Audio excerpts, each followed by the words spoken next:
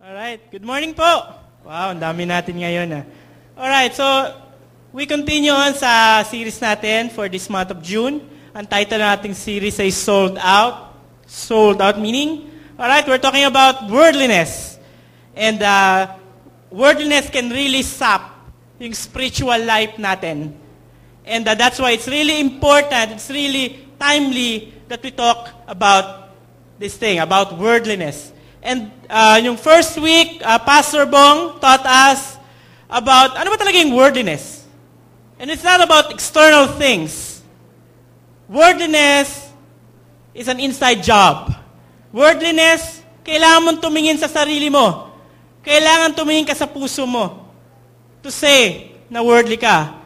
Because worldliness is when your heart is not beating for God.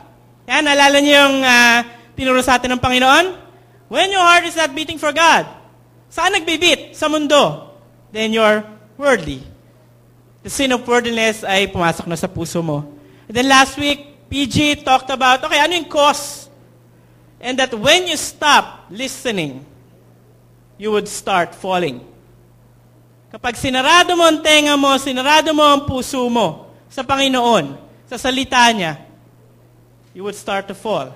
Hindi mo mapapansin unti-unti na parang wala ka ng pagkakaiba sa buhay na nasa mundo.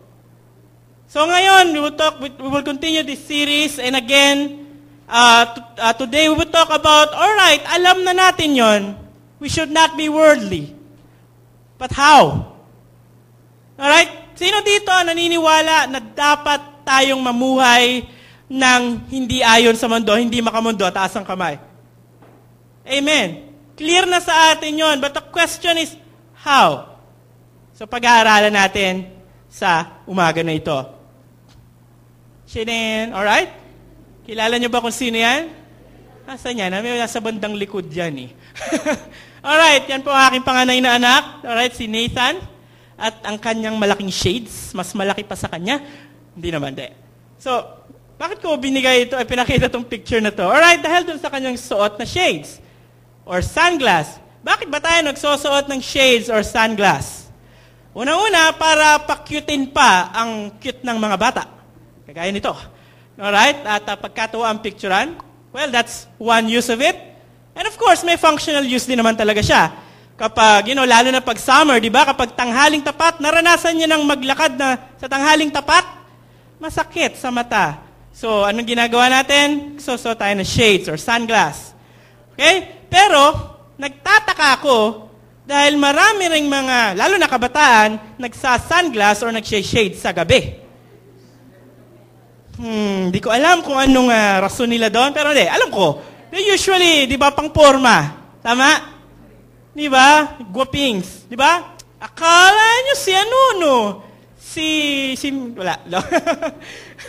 Alright. Pero may isa pang gamit ang shades or yung pag magsusuot ka ng shades At familiar kayo dyan. Kapag nagkaroon kayo ng sakit na to, nagsusuot ka ng shades. Ano kaya yon? Ay, sore eyes. Kailangan takpan. Mukha kasing zombie, mukha kasing Dracula or something. Unfortunately, 2 weeks ago, ako po yung nagkaroon ng sore eyes.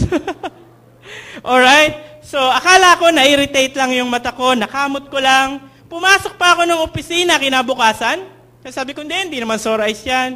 Pasok ako, mapula yung kaliwang mata ko. Yung manager ko, uy, baka sore eyes na yan. Umuwi ka na. Ganun pa. Sabi ko, hindi sore eyes yan. Hindi ako uuwi. Pero napilit na ako ng manager ko.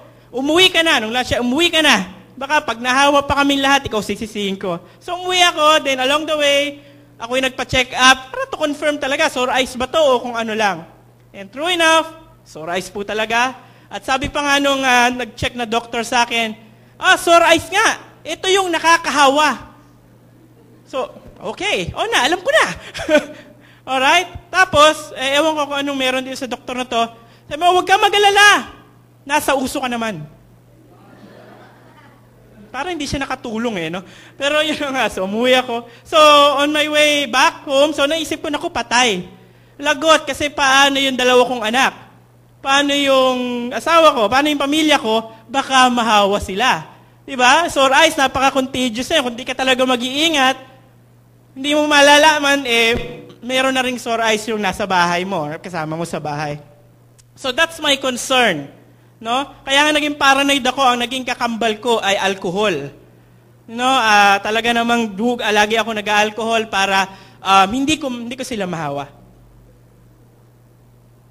Bilang mga Kristiyano, we have a similar concern. Kung ang sore eyes nakakahawa, ang mundo rin. Amen? The world is so attractive, it's so contagious, para ang hirap na hindi ka mahawa. Parang ang hirap na hindi ka ma-infect. Alright? Nandito tayo sa mundo. We are here. And we are affected by the world system. Alright? At sabi pa sa Bible, na very, very clear, sa 1 John, do not love the world and anything in the world. Alam niyo sa Bible, kapag very clear ang command, sabihin, wala nang mas lilinaw pa doon. Do not love the world or anything in the world. Meaning, nais ng Panginoon na sobra siyang maging malinaw dito because kapag hindi mo sununod ito, napakalaki ng impact sa buhay mo. Alright? Kaya yung pamumuhay or yung worldliness would talaga namang nakaka-apekto sa atin. So do not love the world. But then again, yun nga we see things in the world. We feel things. The pleasures of the world, the lust of the eyes, yung mga bagay na yun, money, material things, and everything. Nakikita natin sila, and it's so hard not to be attracted. Relationships, pleasures. Nandyan yan sa paligid natin. So, ang concern natin, Lord, paano ba?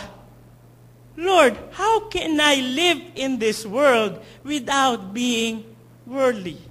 How can I live my Christian life in such a way that I would not fall sa mundo?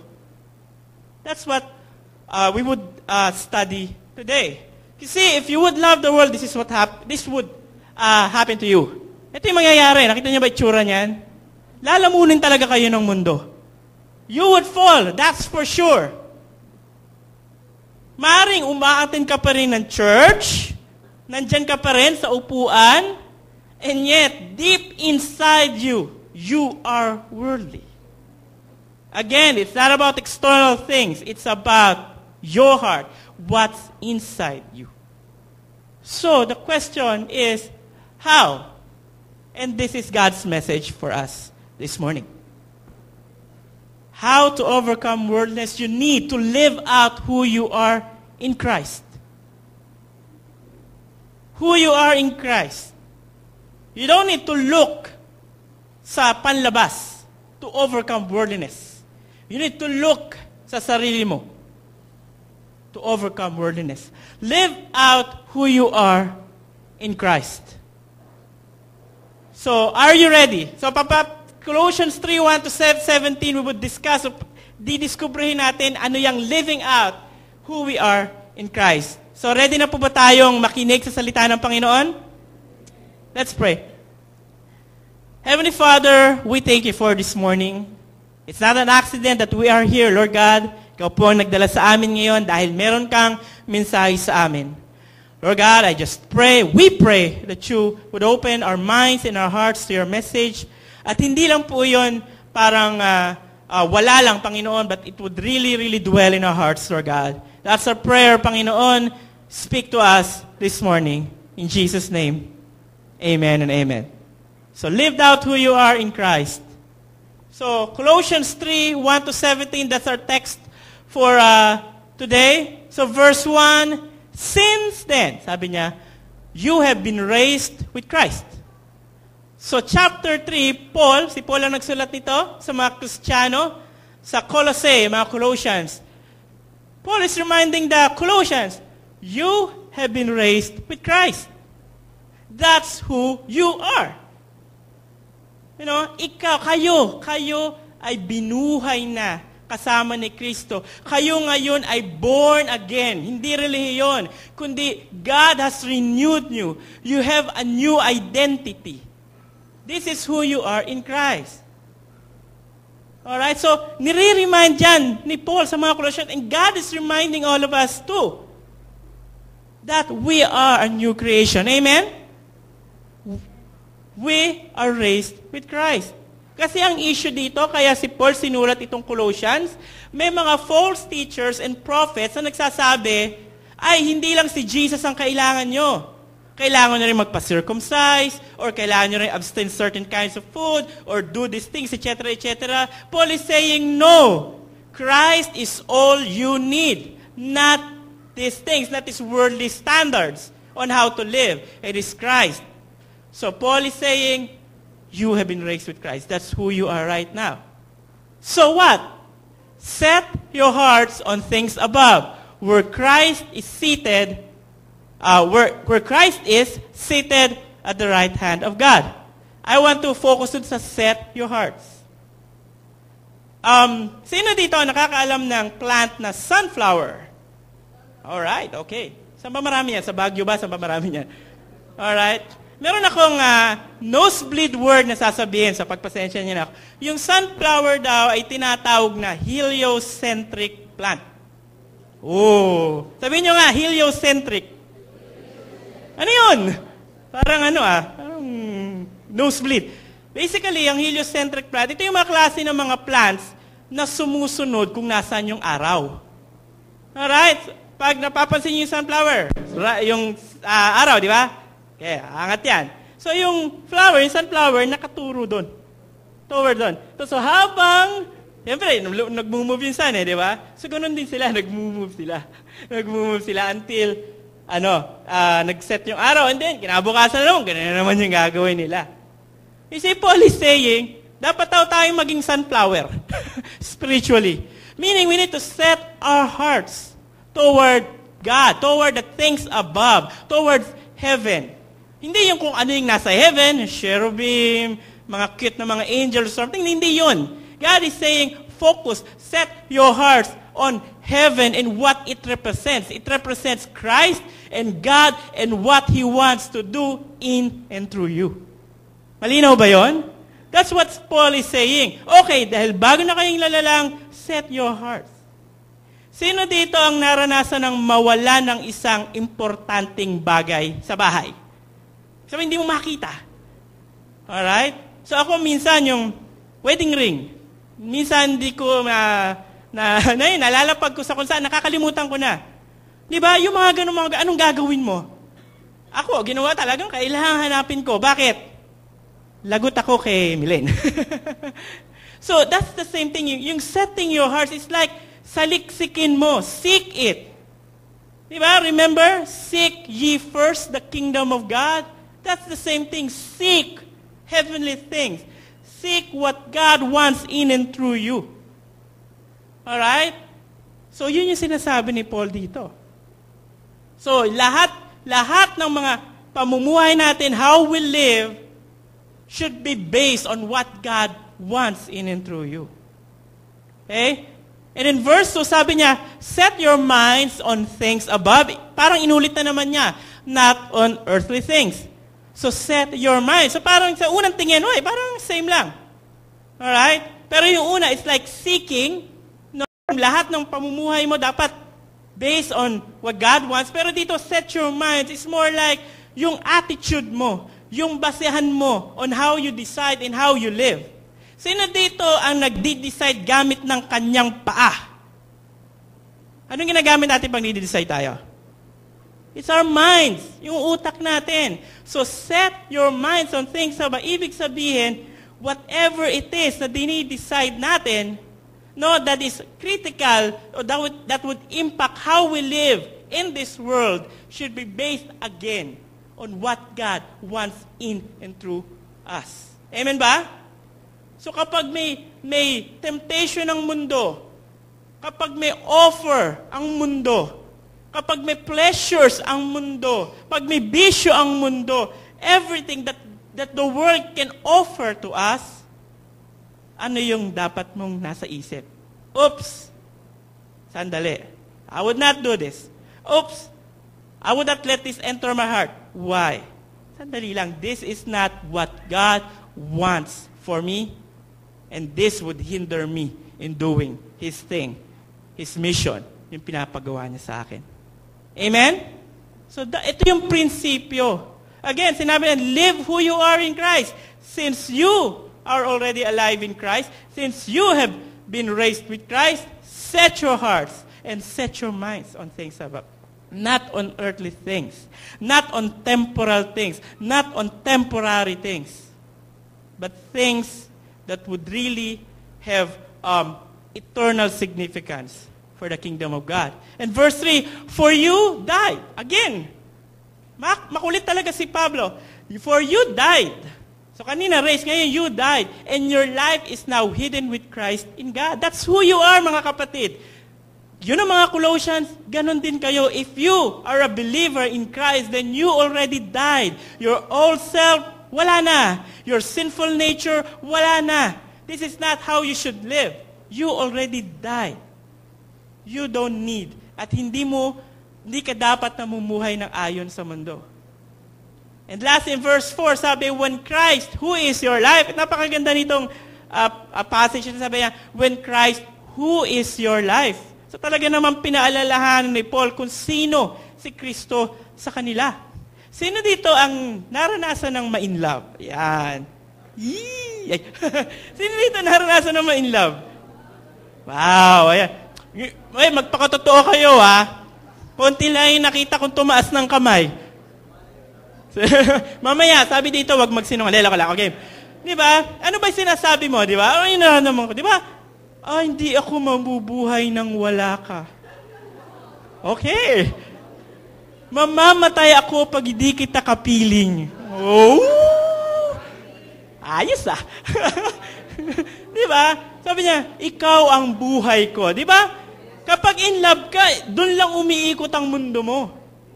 Di ba? Lahat ng ginagawa mo, doon lang nakaikot. That's the same thing. When Christ, who is your life? God is your life. You live and move and have your being dahil kay Kristong nasa iyo. That's who you are. Amen ba? So, when Christ, who is your life, appears, then you will also appear with Him in glory. Ano sinasabi nito? Simple lang. You're already saved. God has renewed you. And pagdating ng Panginoon, yung sinasabi ditong when Christ appears, second coming ni Lord, kasama ka na niya habang buhay. Alright? So sinasabi ni Paul dito, ang ending natin, heaven. So ngayon pa lang, let's seek heaven and let's think heaven. That's what Paul is saying, and that's what God is saying to us right now. Don't live based on earthly things. Don't live based on worldly standards. Live who you are in Christ. So that's the principle. Okay? Now again, kinasabi ko kanina na parang worldliness is just, ano ba yan? Parang external, which is pinaliwanag nga ng hindi. And therefore, kung hindi siya external, yung mga gagawin natin is not also external. Kasi ito yung tendency ng mga tao regarding worldliness eh. Ano lang yan? Listahan lang yan ng mga dapat mong gawin at ng mga hindi mo dapat gawin. Now, depende yan. May mga tao na ang basehan nila ng worldliness ay kapag mahaba ang buhok mo pag lalaki ka. Or maiksi ang buhok mo pag babae ka. Or may hikaw ka sa ilong. Or ano pa ba? Butas-butas ang pantalon mo. Para kang rakista. What else? Marami yan. I even read na sinasabi nila na ang butones daw ay worldly. Have you heard that? Meron akong nabasa na ang butones, worldly. Dapat ang ginagamit yung hook. Alam mo yan? Hindi ko alam masyado. Pero, I mean, it depends, no? Kung, ano pa? Or kaya, may iba, hindi dapat manood ng sine ang Kristiyano. Nagre-reklamo na agad eh. Yung Avengers, pinalabas I think 3 weeks ago, right? 3 weeks or 4, tagal na. Napanood lang namin siya recently lang. So, habang nag-uusap ang lahat ng tao about Avengers, hindi kami makarelate. So, kung iisipan natin, ito lang pala, to overcome worldliness, it's just not to do these things, and then do these things, boring ang buhay po ninyo. again, it's not external things. It's inside you. You need to look inside. Verse 5, put to death, therefore, whatever belongs to your earthly nature. Sexual immorality, impurity, lust, evil desires, and greed, which is idolatry. Alright? Akala ko ba, kanina sinabi, patay na tayo kay Kristo. Then what? Ano sinasabi ni Paul dito na put to death? Ibig sabihin, kasi, sino dito ang nare-recognize that even though you are a believer in Christ, meron pa rin mga sinful habits inside you. Taas ang kamay. Nandun pa rin yan. At, nagiging zombie yan. Meaning, yan ay talaga namang nagpupumilit na bumalik. Kahit na ikaw ay bago nang nila nang nananatili yan na gustong bumalik, gusto ulit pagharian ka. Gusto ulit mabuhay, kahit zombie na lang siya. So sabi niya, put to death, consider yung body mo na patay na sa mga bagay na to. That's what Paul is saying. Ano yon? So nagbigay siya ng list. So parang, ano ba to? So list na naman? Tingnan muna natin. Sexual immorality. Okay? Sex is good. Amen? That is sa loob ng marriage. Tama? Pero ano yung sinasabi ng mundo? Okay lang kahit di ka pakasal.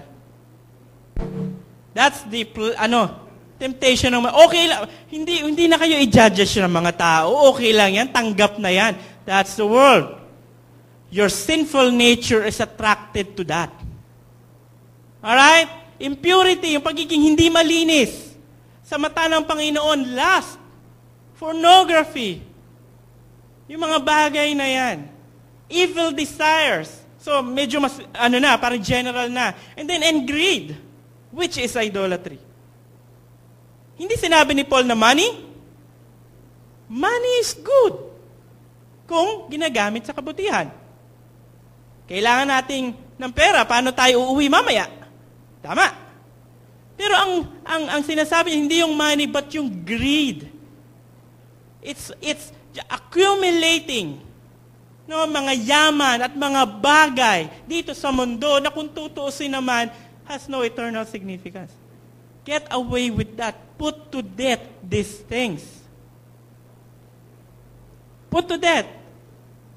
Okay? So yun, dahil again, yung mga bagay na ito is not consistent with who we are.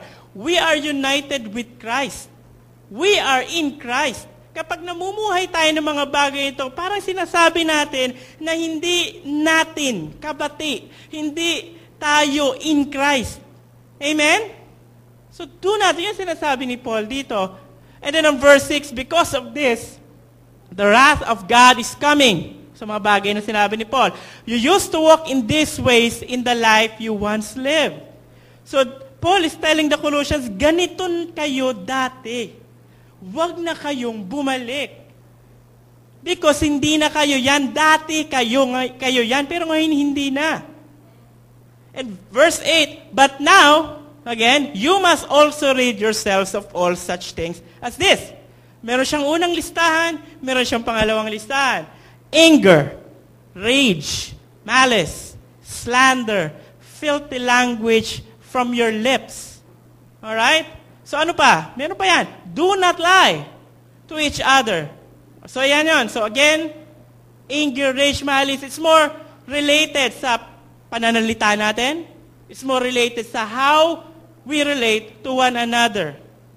You know, isang ebidensya that a person is worldly, that a person is not living in spirit. Tignan mo lang kung paano siya magsalita. Tignan mo lang kung paano siya makipag-relate sa mga tao. Di ba? Hindi naman ako galit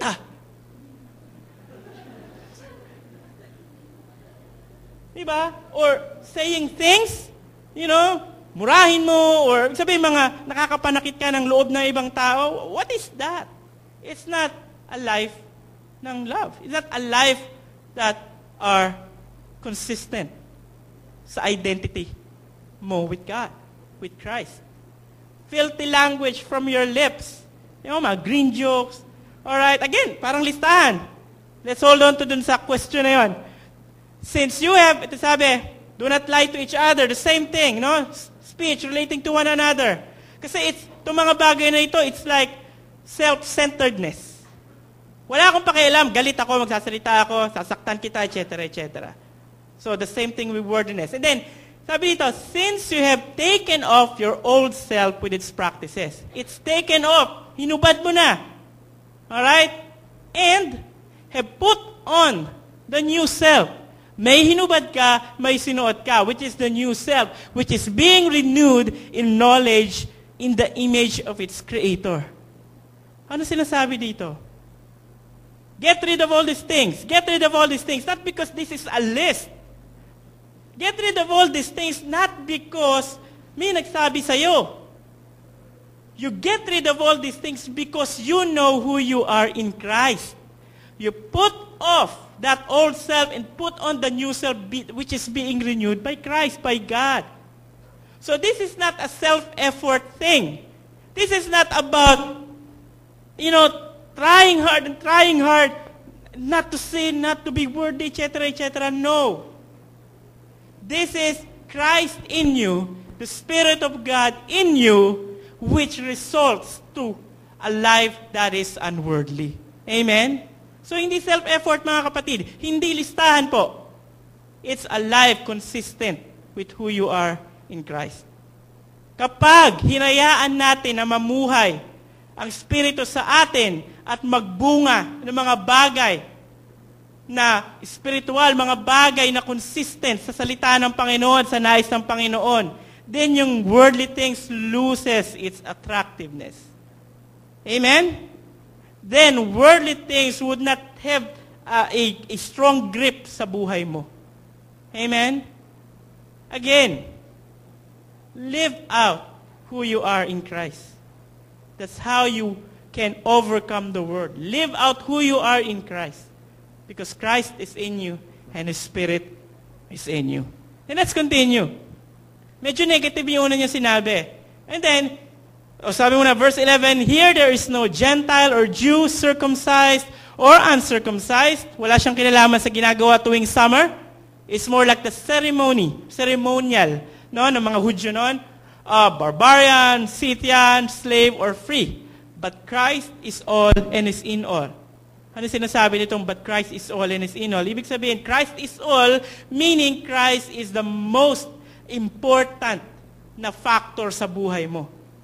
Christ is all. Siya lang. Wala nang iba. And is in all. He is in you. Sa atin, nasa atin. So, it is possible now to live a holy life and not a worldly life because He is in us. Huwag po natin kakalimutan niyo, mga kapatid. Huwag natin ihihiwalay ang sarili natin sa Panginoon. Dahil kung ginagagawin natin yon, we would fall sa mundo. And verse 12, therefore, as God's chosen people, again, talagang sobrang dami ng identity na binibigay ni Paul sa mga Colossians. God's chosen people, holy and dearly loved, clothe yourselves. So kanina, put on, alright, I put off, put on, and then naman, clothe yourselves. Ano daw? With compassion, kindness, humility, gentleness, and patience. What else? Bear with each other, and forgive one another if any of you has a grievance against someone. Forgive as the Lord forgave you. Di pa siya tapos. And over all these virtues, put on love, which binds them all together in perfect unity. Now, if you see those lists, madali ba yung mga bagay na yon? Is it easy to forgive someone na nakasakit sa'yo kahit sobrang sakit? Is it easy to be patient with one another? Is it easy to be loving kapag ang isang tao hindi kaibig-ibig? No. Because again, hindi mo to ma-accomplish by your self-effort. This is the fruit of the Spirit. Amen? If you would look at other writings ni Paul, this is the fruit of the Spirit. Ito yung lalabas sa'yo. Ito yung magiging bunga mo as you live in Christ and in the Spirit. Alright, again, ano yung paraan to say that napakita mo isang taong worldly? He is not living in love. He is living sa sarili lang niya. Sino dito yung nakapanood ng Machine Gun Preacher? Okay, konti lang, no? Alright?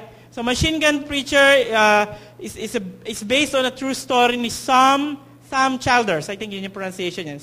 Sam Childers, which is isang barumbado, lagi pumapasok sa kulungan, drug addict, what else? Ano pa yung pwede natin kasi sobrang sama niyang tao. But, God has changed itong person na to, si Sam Childers.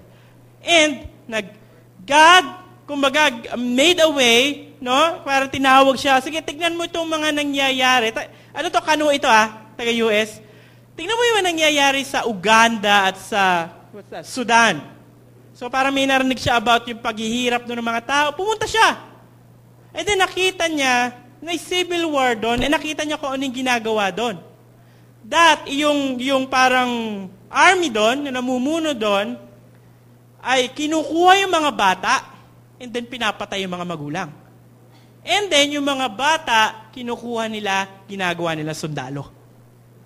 Nakita ni Sam Childers yun. And instantly, nagkaroon siya ng compassion sa mga tao na ito. Mga bata na ito. Alright, so much so na dun sa story, no, binenta niya yung mga bagay na sa kanya, even yung business niya, binenta niya, what else? Nag-raise siya ng money. I mean, he did everything possibly na kaya niyang gawin to help itong mga tao na ito. Now, controversial siya because meron siyang armas.